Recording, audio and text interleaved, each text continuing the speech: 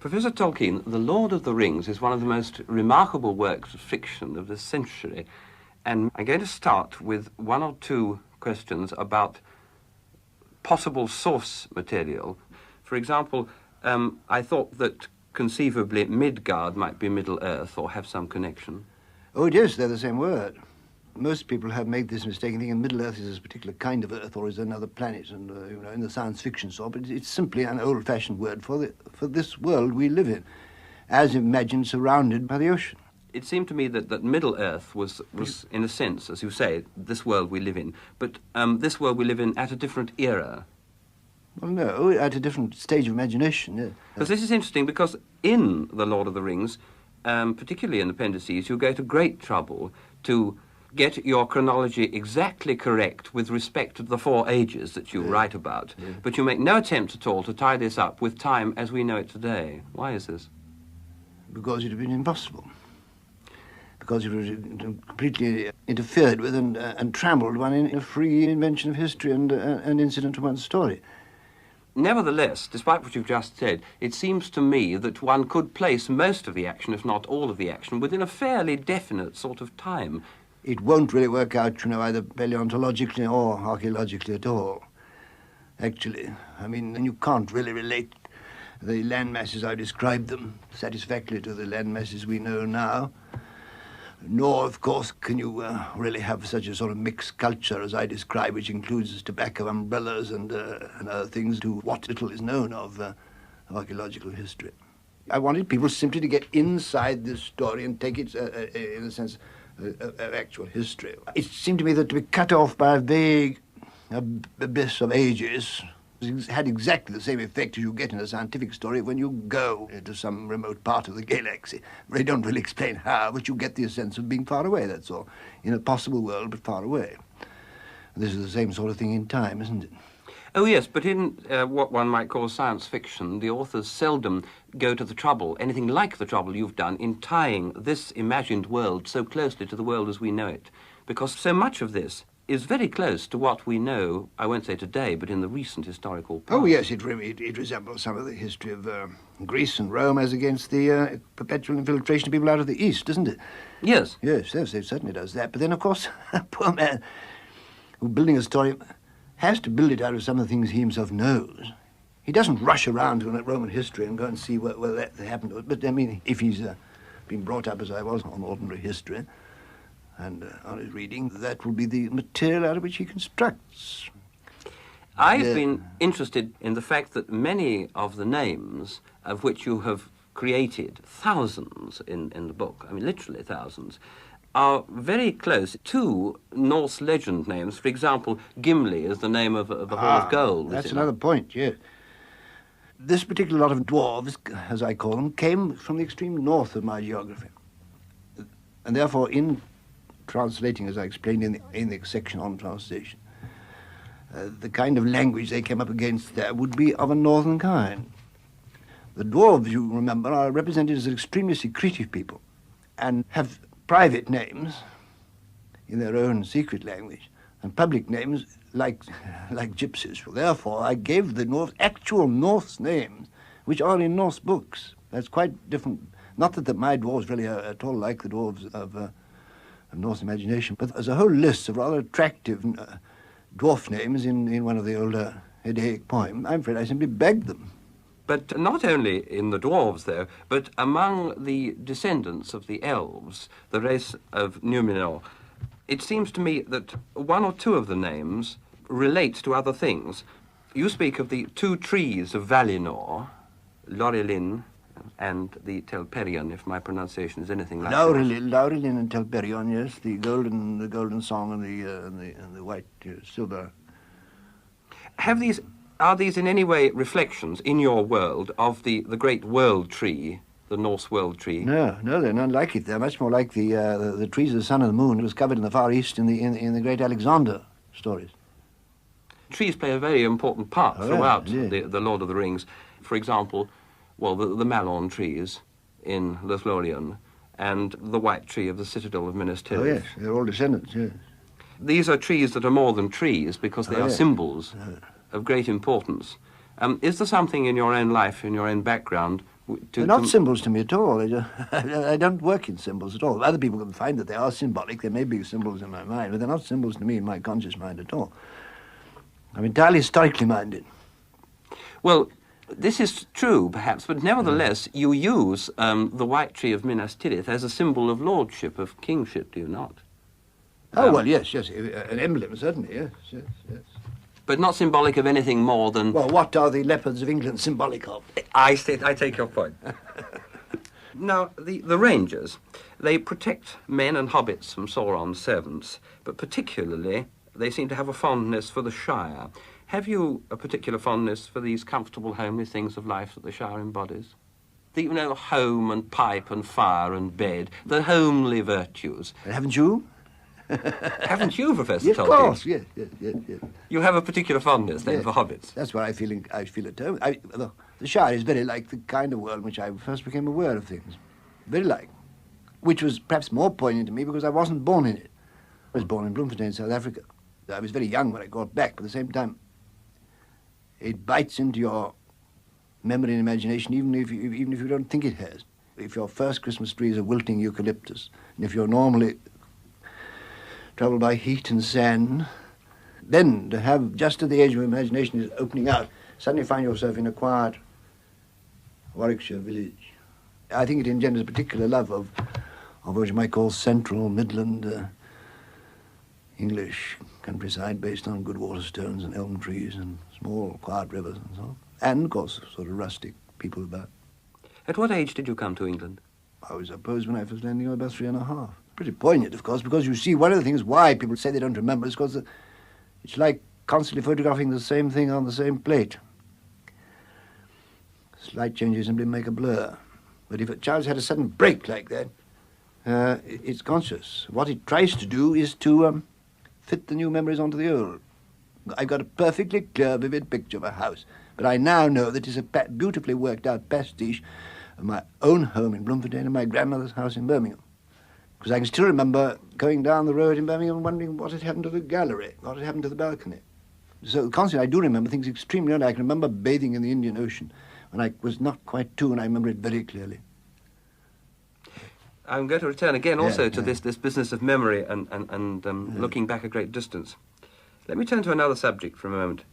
Frodo accepts the burden of the ring, and he embodies, as a character, the virtues of long-suffering and perseverance, and by his actions, one might almost say, in the Buddhist sense, he acquires merit.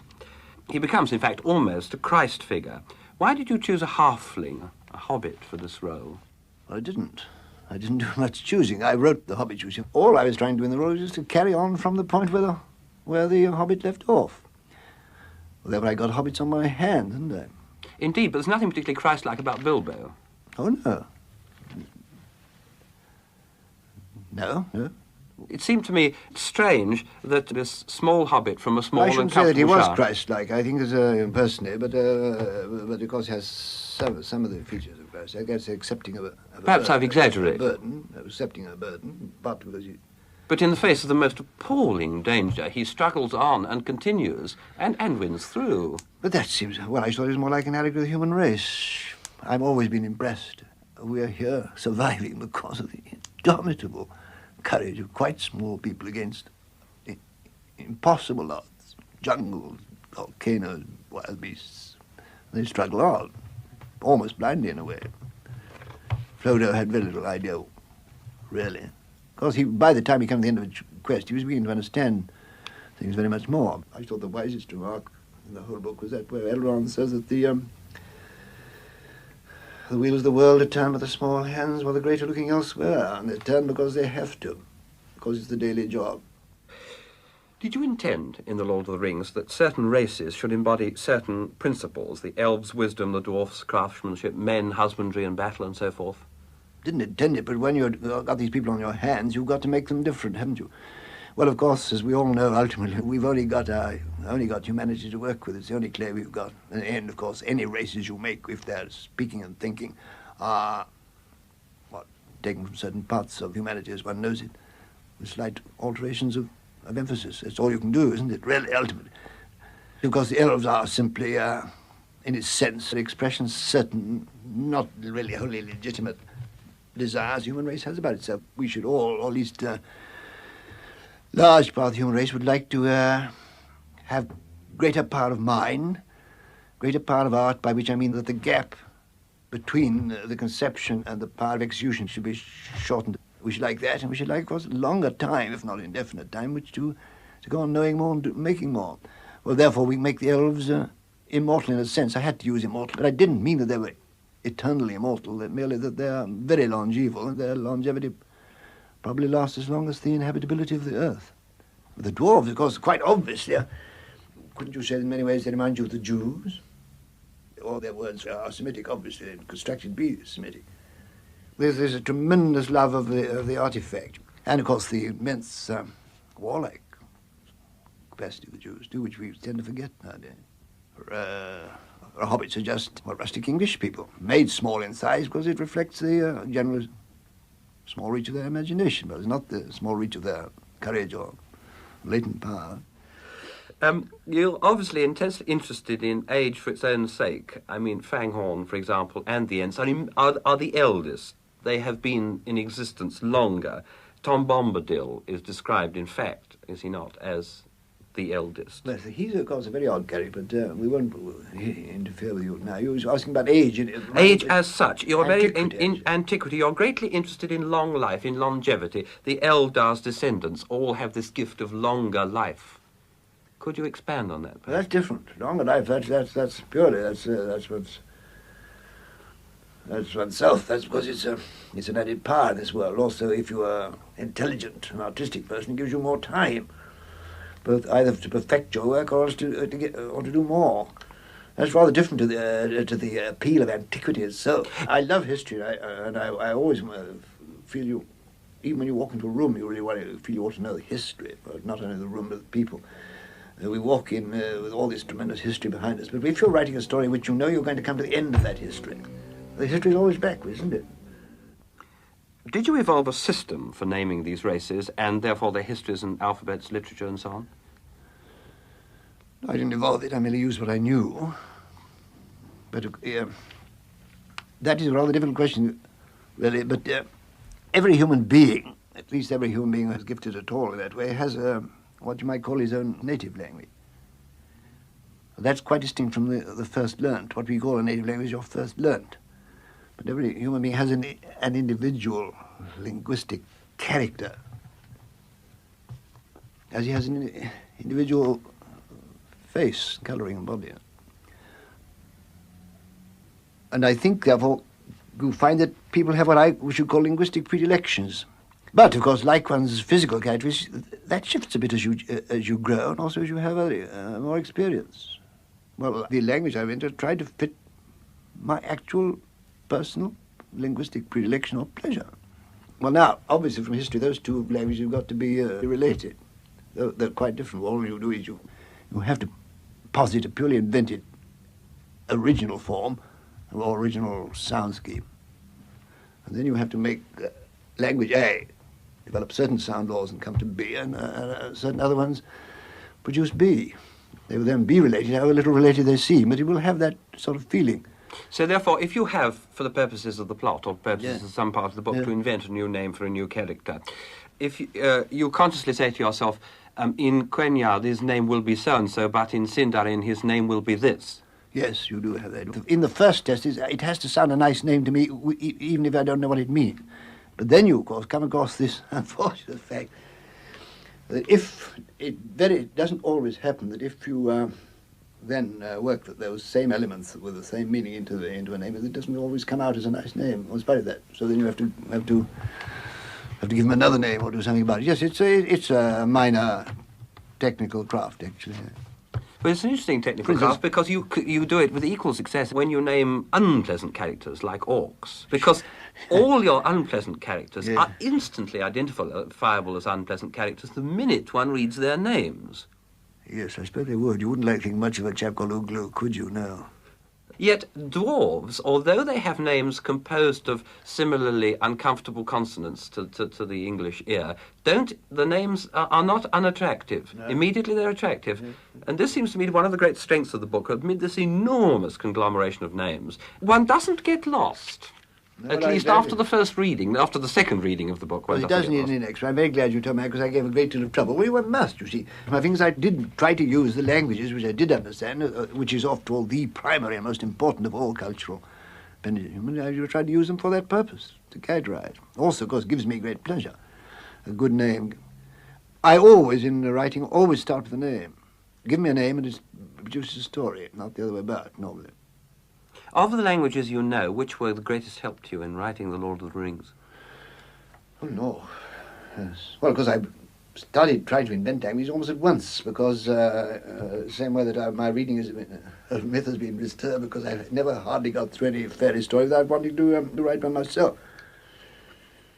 It's perhaps an added discipline to trace back anyway to sources in a work of this sort. But do you trace in the languages you invented more to Scandinavia or more or later things like Middle English or?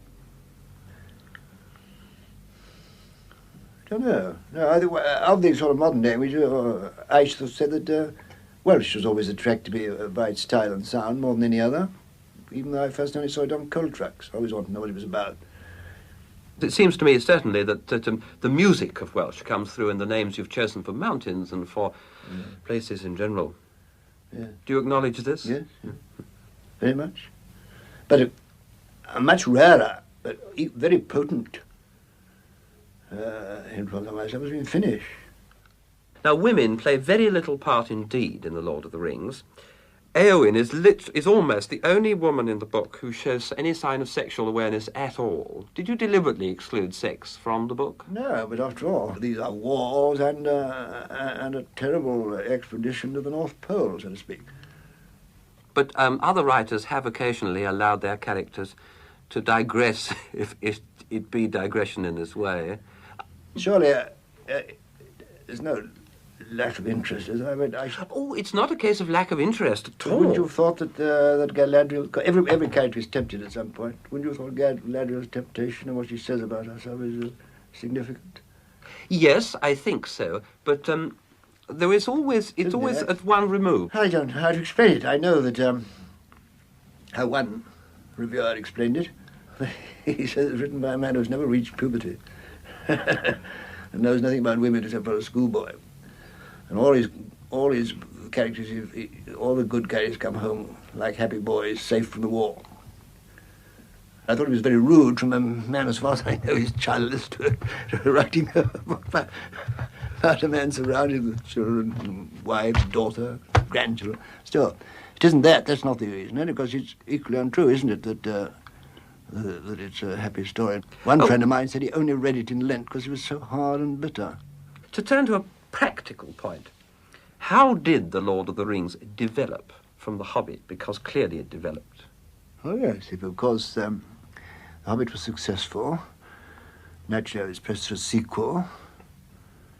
I looked for the only point in it that showed signs of development. So I thought we'd choose the ring as the key to the next story. That's the mere germ, of course. Yeah. Then when I saw, of course, that if you're going to I wanted to make a big story, I felt it got to be the ring. No, it's not a magic ring. I invented that little rhyme. I remember my bath one day. Now, this germ actually, of course, is also present, isn't it, in many mythologies? I mean, in Scandinavian mythology, there are the rings of power, are there not? Yes, there are. It's guarded by dragons, is it not, in yes. Germanic legend? I suppose Smaug might be interpreted as being a sort of Fafnir, is he? Oh, yes, very much so. Except no, Fafnir was a human being, you see, or a being, a humanoid, shall we say, being who took this form. Whereas Smaug is pure intelligent lizard. You have a fondness for intelligent lizards.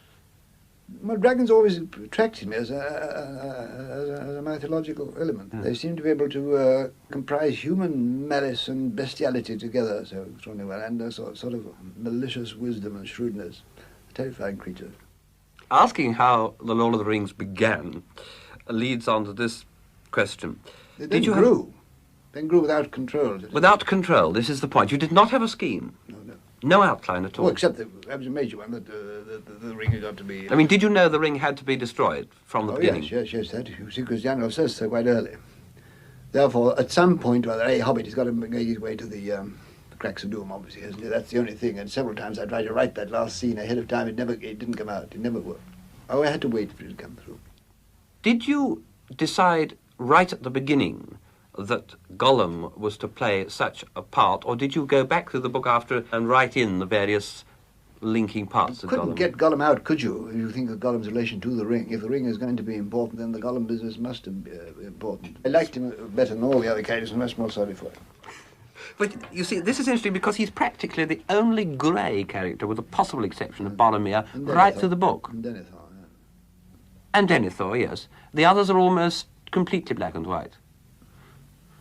They all have their temptations, actually. Yeah. They all have their temptations, but nevertheless, the moment you've established your character, your reader knows what his own personal character is. He's going to be a goodie or a baddie. Yes, yes. Well, of course, yes. One knows that isn't generally true, but I have to simplify a little. But that's why Gollum is so interesting, because one, he almost repents at one point, doesn't he, where he sees Frodo. To me, the most poignant, the centre of the whole story, the most poignant moment of all, because it's so terribly true. It's the good people that do the damage so often. It was Sam's suspicious faithfulness was very much justified, which ruined Gollum. You see that if you go a long, long way in wickedness, then comes your chance, but you can't therefore demand that it should be made nice and easy at that point. It's going to be probably very sticky, the last chance. And it was too sticky for Gollum, because I spent a lot of thought about it, because he grew on me. I mean, I almost could see Gollum. Where I've been most criticised by certain people, and where I think I'm the most right, is making a point of fact, though I do praise them for seeing it, that Frodo actually failed. The thing that some people have said about it is extraordinary. You would have thought in this age, when we are now faced with the absolute certainty of pressures which can't be resisted, people would realise more clearly than ever did before that the motives which would go into such a situation are so important. It's very rash to put yourself in a position you know to be too powerful for you. That's presumption. If you go in with good motives and then land in a position which you can't face up to, then that's up to the government, isn't it? Some people have been very angry about it. Sort of people that deprive a man of his citizenship when he came back after being brainwashed and a ratchet or given something away. That's a sign of mind. There is still amongst us. It's true, yes. But you find that your correspondents, in fact, complain a great deal about certain incidents in the story, or have complained. I once said, and I think it's roughly true, that if I was to listen to my correspondence, every part of the Lord of the Rings is a failure or its only weakness. On the other hand, there's another list which every part of it is particular strength. At what point, I'd like to know, if you can judge at all, did the book take control of you? Long before I wrote The Hobbit and long before I wrote this, they had constructed this world mythology. It was already in existence. It was offered to the publisher before the... I know. This mythology and the Eldar and the Valar and the Western Paradise and the elves and the dwarves and so on, they don't arise for the first time in this book. They'd already been constructed. There's nothing in the appendices referred to that hasn't already been written. So you had some sort of scheme on which it was possible to work? Well, immense sagas, yes. Well, rather similar that they got sucked into it, as The Hobbit did itself. You see, The Hobbit was originally not part of it at all, but as soon as it got moving out into the world, it got sucked into it. So your characters and your story really took charge? I say took charge. I don't mean that you were completely under their spell or anything of this sort. Oh, no. I don't walk about dreaming at all, no. No, it doesn't an obsession anyway. Other people have had written large things there with the same sensation that you have some days. It may be a purely psychological delusion, but you have a sensation that, but at this point, A, B, C, D, only A, one of them is right, and you've got to wait till you see. Well, of course, that's no doubt subconscious goes on working on these things. Anyway, it's no good trying to anticipate, because all the things I've tried to write ahead at times just to direct myself all proved to be no good when you got there. A story like that has to be written backwards as well as forwards. This is, I thought, probable, yes. Well, you see, Boromir, well, he had to be put back. Boromir came important at a certain point, but of course he had to be put right back into book one. Of course, I had maps, because if you're going to have a complicated story, you must work to a map, otherwise you can never make a map of it afterwards. The moons, I think, finally, the moons and suns have worked out according to what they were in this part of the world in 1942, actually. They must have something where I mean, I'm not a good enough mathematician or astronomer to work out where they might have been 7,000, 8,000 years ago, but as long as they correspond to some real configuration of what was good enough. Moons are much more tricky to deal with than suns, of course. But on the whole, I don't think the moon is full or lies in the wrong place. You began in 42, did you, to write it? Oh, no, I began in 30, as soon as The Hobbit was out, in the 30s. You know. And when did you... It was finally finished just before it was published, I in wrote it, 54? About 1949, I think. I remember blotting... I remember I actually wept at the field of Cormallen, where, of course, the tears come easier, I think, with... At the good denouement, I think. But then, of course, a tremendous revision. I typed the whole of that work out twice, and lots of it many times, on a bed in an attic. Because I couldn't afford of course, the typing. There were some mistakes still. And also, what amuses me to say, because I suppose I'm in a position which it doesn't matter what people think of me now, some frightful mistakes in grammar from a professor of English language literature, rather shocking. You know.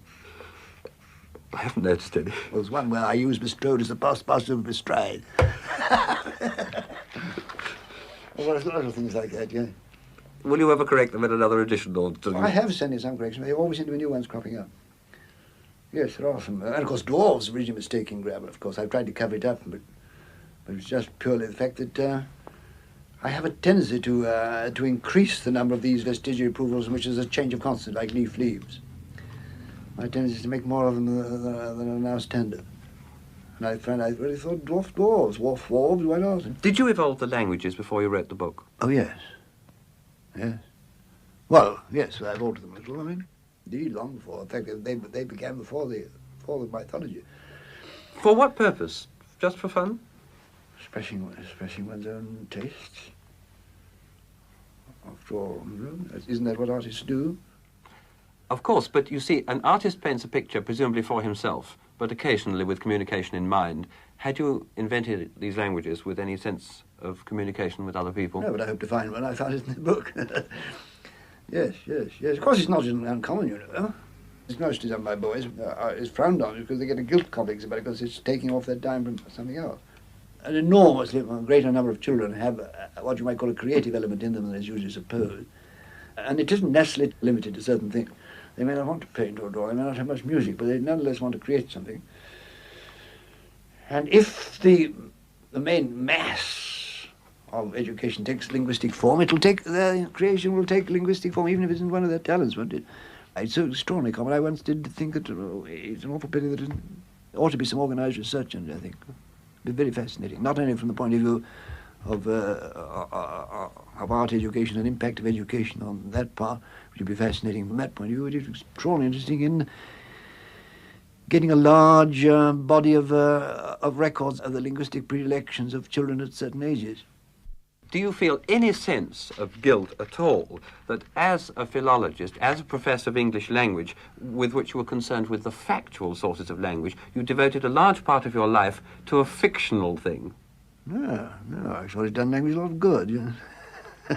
No, there's quite a lot of linguistic wisdom in it. I don't feel any guilt complex about the Lord of the Rings, as many people have said.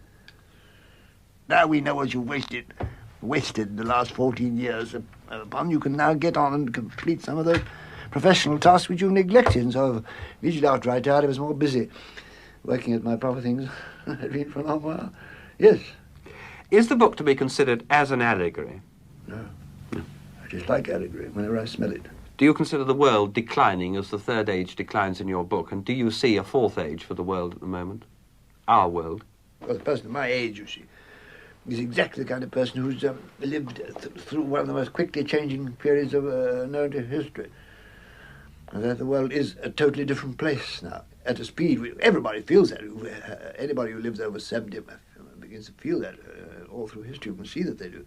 But surely there's never been in 70 years so much change. Oh, surely never. No, one doesn't have to be 70 years old to appreciate this. The world which I brought up as a small child was indefinitely closer to the world, say, of Shakespeare. There's an autumnal quality throughout the whole of The Lord of the Rings. There's a sense of continuous change. Each character feels himself to be part of a story that's forever continuing. You, in one case, a character says the story is continuing, but I seem to have dropped out of it. Yeah. However, everything's declining and it's fading, at least towards the end of the Third Age. Every choice tends to the upsetting of some tradition. Now, this seems to me to be somewhat like Tennyson's "The old order changeth, yielding place to new, and God fulfils himself in many ways." Where is God in The Lord of the Rings? He's mentioned once or twice. Is he the one above the The elder? one, yeah, the one, yeah. Despite the continuous war between evil, personified in Sauron, and good, you never personalize or personify goodness. Good is there, but it's totally abstract. You don't attempt to ascribe any godship to it, particularly. No. This isn't a dualistic mythology it's based on, no, certainly not. But, I mean, the whole book is nevertheless nothing but the battle between good and evil. Well, that's, I suppose, an actual conscious reaction from the war, from the stuff that I was brought up in a war to end wars, that kind of stuff, which I didn't believe in at the time and believe in less now. If I can take this a bit further, I may make my point clearer. In battle, Frodo and Sam call on Galadriel or their native country. Gimli calls on his ancestor's axe, if I read your appendices correctly, and the men call only on their swords by name or on their kings or lords. I would expect them to call on their gods, and yet amid thousands of names, you don't name the deities of any of the races you've invented. Why? Have they no gods as such? Not any. I would have thought a story of this sort was almost dependent upon an intense belief in some theocratic division, some hierarchy. There is indeed, but that's where the theocratic hierarchy comes in. The man of the 20th century must, of course, see that you must have, whether you believe in them or not, you must have gods in a story of this kind. But he can't make himself believe in gods like Thor and Odin, Aphrodite, Zeus and that kind of thing. You can't believe that the men in your story would have called on Odin. I couldn't possibly construct a mythology which had Olympus or Asgard in it, on the terms in which the people who worship those gods believed. God is supreme, the creator, outside, transcendent. But the place of the gods is taken, so well taken, I think that it really makes no difference to the ordinary reader, is taken by the angelic spirits created by God, but created before the particular time sequence which we call the world, which is called in their language that which is, that which now exists. Those are the valor, the power. It's a construction, you see, a methodology in which a large part of the demiurgic thing has been handed over to powers which are created therein under the one. It's certainly like, but much more elaborate and more thought out than C.S. Lewis's business when it's out of the Silent Planet, where you have a demiurgos who's actually in command of the planet Mars.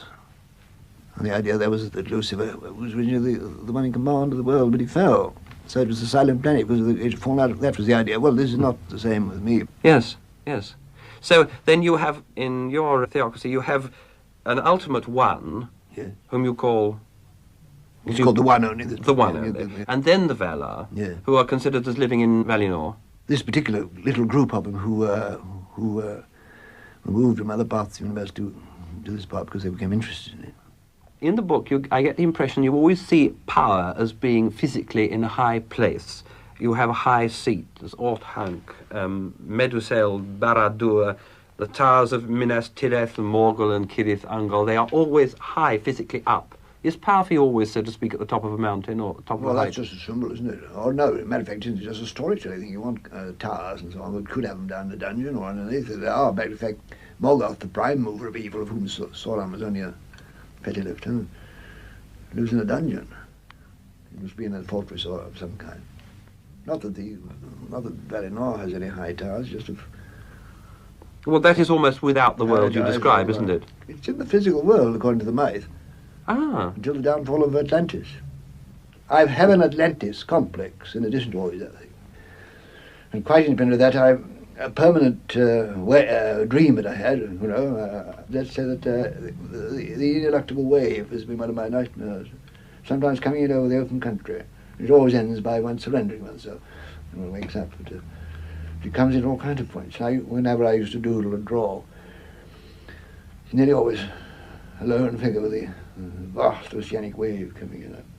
So, of course, I had to write quite independently these Atlantis stories, which I call Numenor, which means the land of the extreme western. Well, this is the fable, you see. Since the whole question of the human fall is left off the stage, naturally. It occurred, but they're not known. Since the regraced, these people, they were given this great island, the first all west, not in the divine world, not in the immortal world, to live on. Then, of course, will always come a seemingly meaningless band, like the fruit of the tree of evil. Lewis used the same thing in his Perilandra. Their ban was they mustn't sail west. They did. Hence the ultimate downfall. It then became only intellectual. It lived then only in memory. It lived in time, but not present time. And of course, Numenor was drowned, and the earthly paradise was removed, and so then you could then get sail to America. Told you the world became round. It always had been a vast globe, but people can now sail around, discovered it round. And that's what was my solution of the thing. I also wanted to give them the fall of Atlantis some universal application. The point is really, I've written some story about it, in which as they get to that, you suddenly see the real coverage of the world going down like a bridge.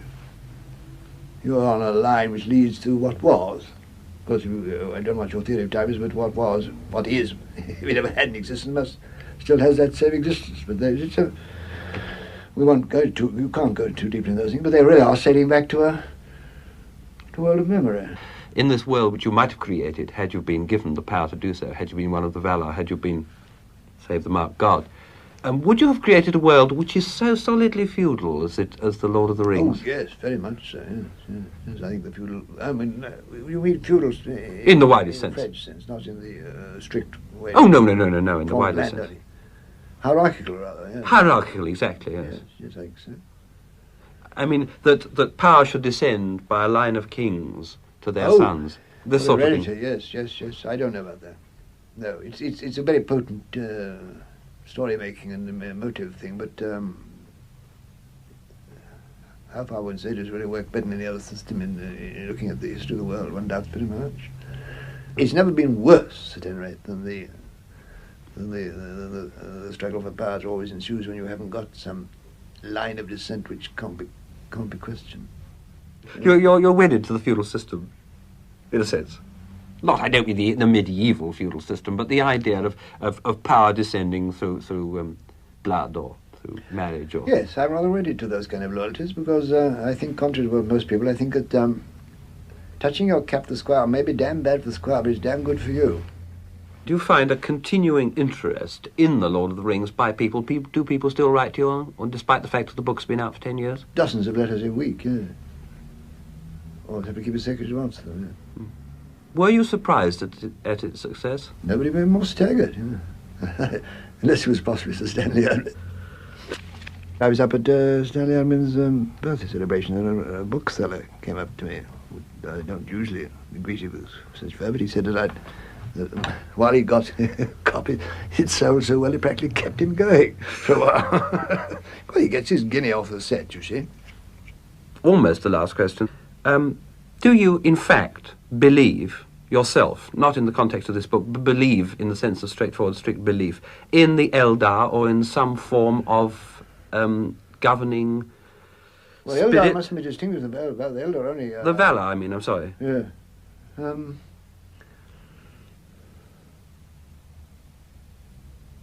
Are you, in fact, a theist? Oh, I'm a Roman Catholic. Devout Roman Catholic, yes, but I don't know about angelology. Yes, I should have thought almost certainly. Yes, certainly. Well, they seem to me to be the saints, or the equivalent of the saints. Well, they are in some ways, yes. They take the place in this book of the things which in medieval and older legends you have the gods and the invocation of the saints, which are lesser angels. Yes, they do. Oh, well, of course, obviously many people have noticed that the being to the Lady, the Queen of the Stars, which is much like Roman Catholic invocations of Our Lady. Do you wish to be remembered chiefly by your writings on philology, on other matters, or by The Lord of the Rings and The Hobbit? I shouldn't have thought there's very much choice in it. If I remember at all, it would be by The Lord of the Rings, I'd take it. I